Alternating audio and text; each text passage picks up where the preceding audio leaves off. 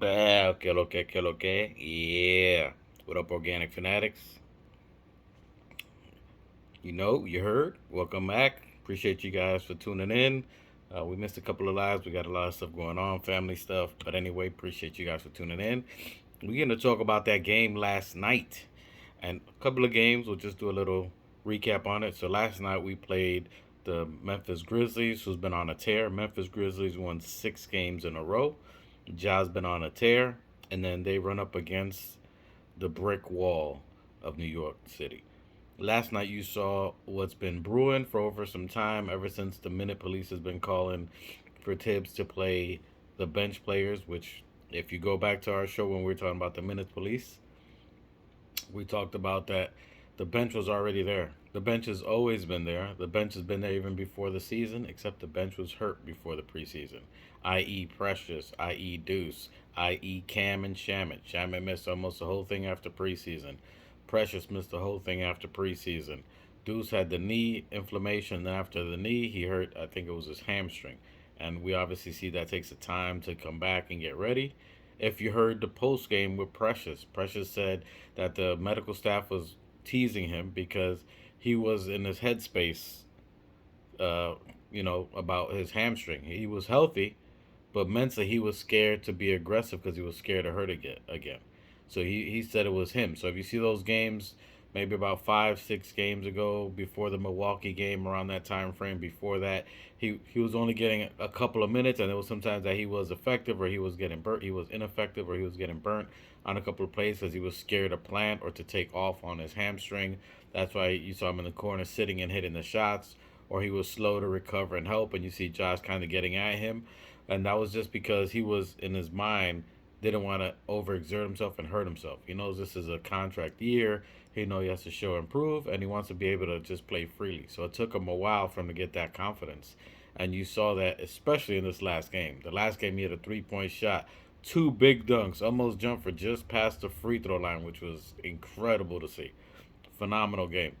And you saw Cat after the post game as well say that it's they need, as a starters, need to do their job to show what these other guys are doing already in practice. So he's telling you that in practice they're playing at this level that the world's not able to see, that the fans aren't able to see. They see Deuce all the time in practice, whamming and jamming. You saw Cat say that, like we see him. It was about time he was able to do it in the game because they see it in practice. They see Deuce dunking on them. They see Deuce hitting these 3-point shots. They see these players putting in their work, working out on their body, strengthening their body, and doing it. But we don't get to see it. We just, and I don't mean we like me. Knicks fans are criticizing and thinking, second guessing their players instead of having trust in the players. The organization and the front office and the head coach sees these guys. He sees them in practice. He sees what they can do. He sees their ability, and he knows when they're able to go, when they're not a go, when they're in their mindset of what they can do or not. And he's not going to force them to do it until they're ready and allow them to. And yesterday was a precipice that you saw that. The last couple of games before that, we've been balling out. People always talking about Tibbs as a defensive coach. He doesn't have run offensive plays. They couldn't play, and yet we're scoring multiple games, way over 120 points per game. As a matter of fact, the last 2 games we had against the Grizzlies and against the Kings, back to back, first time in quite some time that the Knicks, both on those both games, scored 143 points. We scored 143 on the Kings, and then we scored 143 on the Grizzlies. So within those games, we've averaged easily over 125 points per game since we played the Milwaukee Bucks. And in those games, if you see the last 2 lives, I said that I'm just gonna watch and analyze the bench. I'm gonna watch and analyze Tibbs' rotations of how he implements the bench on there and how he implements the players. And you saw, I told you, over time, it's gonna take a little while for Precious, Shamit, and Deuce to get their confidence going to once they feel comfortable on it. And it's not the rookies. The rookies aren't going to get the burn. In these games that you're seeing, it's led by defense, which is why you have Precious, which is why you have Shamit, and which is why you have Deuce. You can't trade for chemistry. That's going to be the key to this thing today. You can't trade for chemistry.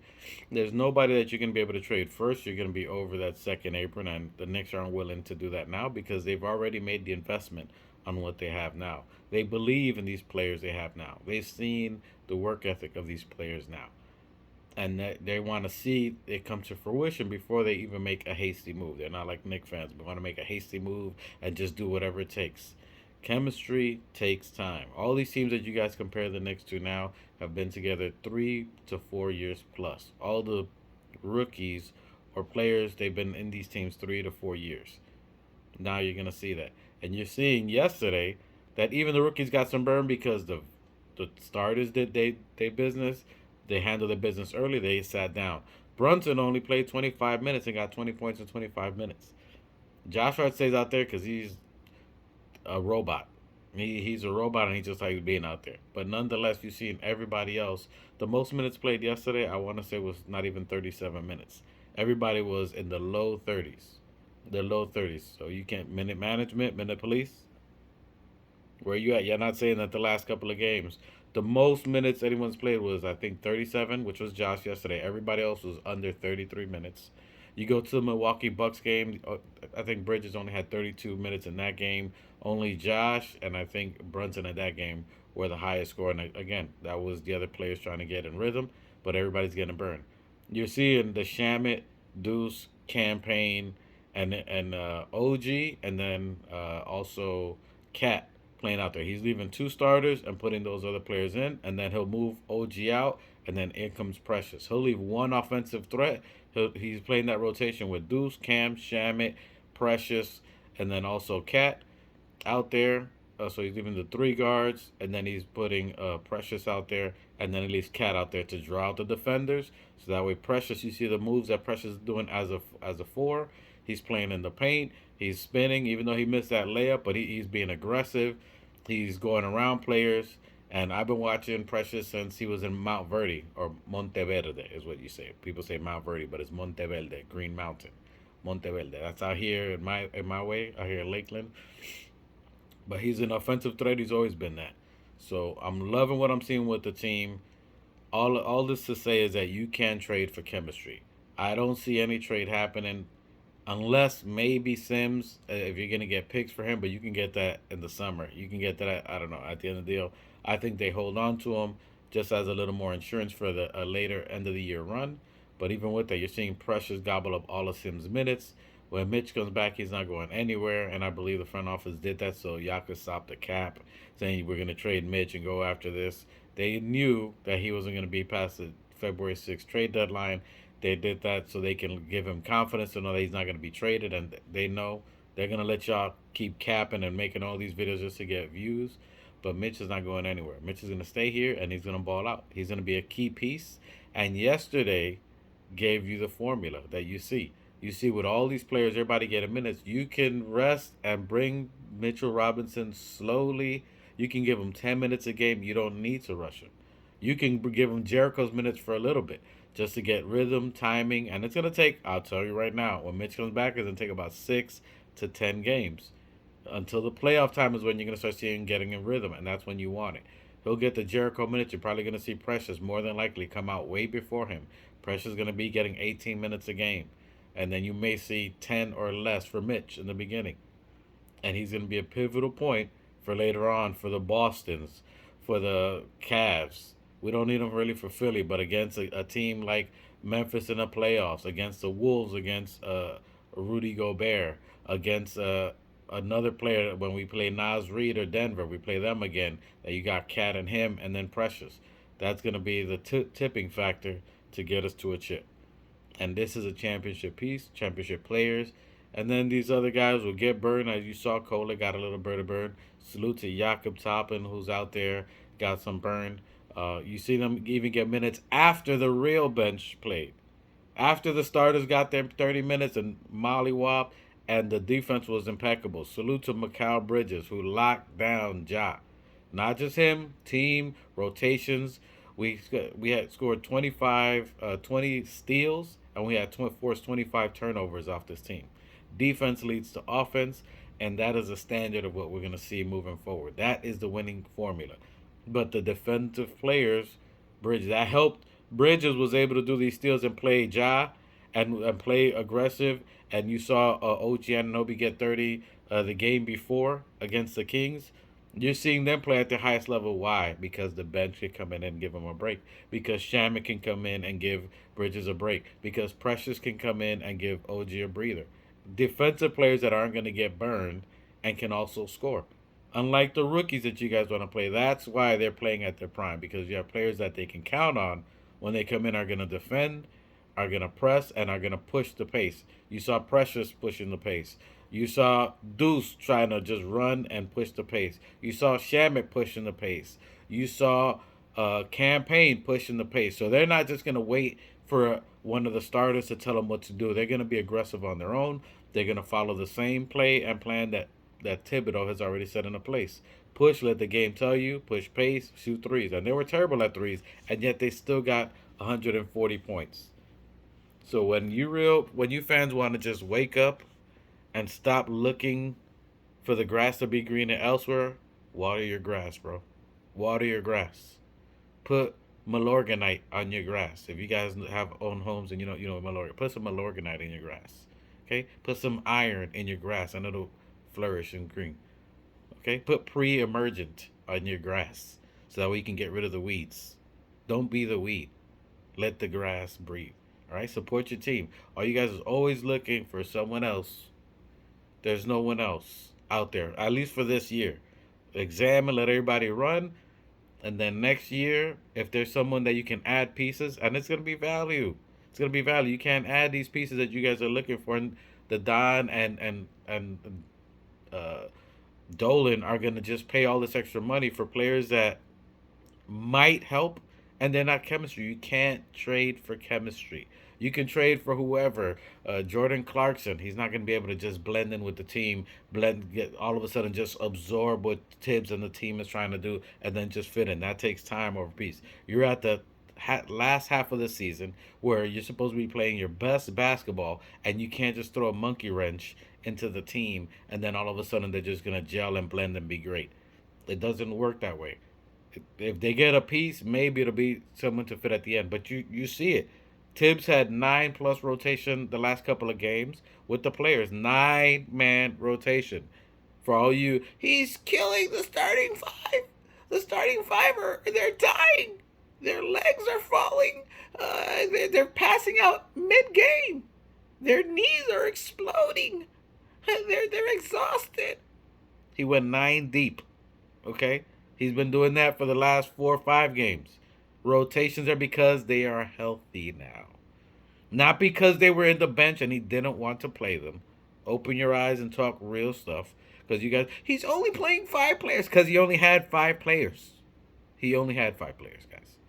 That's why he only played the starters. Now, do you see that? Are they leading the NBA in minutes? Where are you stat guys looking for? Look at the minutes that the veterans are playing now.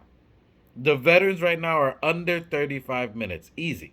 Except for Josh Hart because he's a savage and he wants to just keep playing. And he is a pivotal role player. But he chooses. So even with a knee, they try to tell him sit down. He's just, I will not. I must play. I must play. Josh Hart is just a savage. But they have players that give him a break. And he got some of the break yesterday. So if you're not on board right now with what it is, if you're making videos for trades and trade ideas, I ain't gonna hate on you. I can see opportunity. Maybe maybe you got kids to feed and you get more views. Salute to you. We ain't got the viewership, and I don't care. We're here just because we enjoying the ride. This is the best team I've ever seen. The best bench combination with the best starting team that we have, and even our rookies that you're seeing are good bench players. They're good future picks, future potential. They're learning from these great players that they would eventually, later, years from now, you're going to be like, I played under Jalen Brunson. I got better. I played under OG Anunoby and Mikal Bridges, legends, and now I got better. That improved my game. I learned under Coach Thibodeau. I got better. IQ can say that. RJ is saying that. If you look at their game now, they learned it from Thibodeau. They learned it from the New York Knicks, so they can learn that. So all you minutes police, show me your minutes now. Show me the minutes of the starters. I want to see the clip. I want to see you guys talking about, oh, look at how many minutes they're playing now. I don't just say it now and all of a sudden Tibbs just happened to learn how to coach. Where you I need the minutes police to come arrest Thibodeau now. All you people that are talking about fire Tibbs, he's not the one. Let me hear that combo now. I want you to evaluate the last 5 games and tell me he's not the one. Tell me not we're not winning last night's game 143 points with offense and defense. That he's not a defensive coach. 25 turnovers for the team, 20 steals. We have blocks. Lock Ja down. Where are you guys talking about tips? I want to see it. Where you fire? He's not the one. 143 points, 25 turnovers. Oh, and the bench got 52 minutes. The bench got, I'm sorry, 52 points, not minutes, 52 points. Where you at? Where you at? I want to see the future videos. The Mikal Bridges apology form, we're updating it to a Tibbs apology form. We're updating it to the bench apology form. We're updating it to a Thibodeau apology form. We're putting it to updating it to a Leon Rose apology form. Bro, this is the I told you so video because y'all don't listen. Y'all wait to see it. And even though you're going to see it now, I'm guaranteeing 5 games from now we lose a game. You guys are going to be back on that bullshit. Stop capping. I just want to say, you can't trade for chemistry. All that to say, you can't trade for chemistry. I don't see any trades happening unless it's for like picks. If it's Sims, hopefully not. Hopefully he gets the ride. Enjoy the ride for this last year, you know, and a team picks him up or something. That's the only person I could possibly see, or any of these rookies. I don't know. We traded a lot of assets, and we need people to recover, and that's it. Anyway, salute to the New York Knicks demolishing these two West Coast teams that are fully loaded with talent. You got future with the Fox, De'Aaron Fox, who's the future of the NBA. You have the future of the NBA with Ja Morant, and we mollywopped them. We mollywopped them. Destruction, total destruction, beat them. Okay? And now that the bench is starting to click, now look from here forward. Now the bench is healthy. Now Precious is out of his mindset as far as things are. I'm not gonna get hurt. I can play and be aggressive and play my type of game. Watch out for Precious. Now you're gonna see Precious play. Shamit, you saw even in trash time, they passed him. He was hitting them threes. You saw the last couple of games, Shamit's hitting their three. Watch out for Shamit. Shamit's gonna be our new Dante DiVincenzo. Not at that high level, but he's the next Dante for us. He's in that same caliber. A defensive player who can shoot three and is aggressive. His timing is a little off. So I'm gonna give Shamit maybe 3, 4 games before he gets into a little bit more of a groove, maybe 5 or 6, depending on how many minutes he gets. But watch out for Shamit in the playoffs.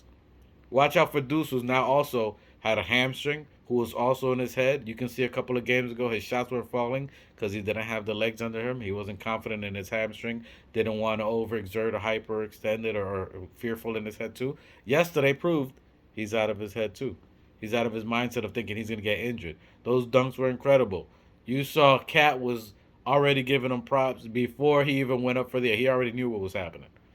So salute to them. Salute to the starters for Cat saying that if they do their job, these other players can do what they see every time in practice. Salute to them giving props to their teammates. Salute to them for acknowledging that if they do their job right, these other guys can play too because they got families to feed.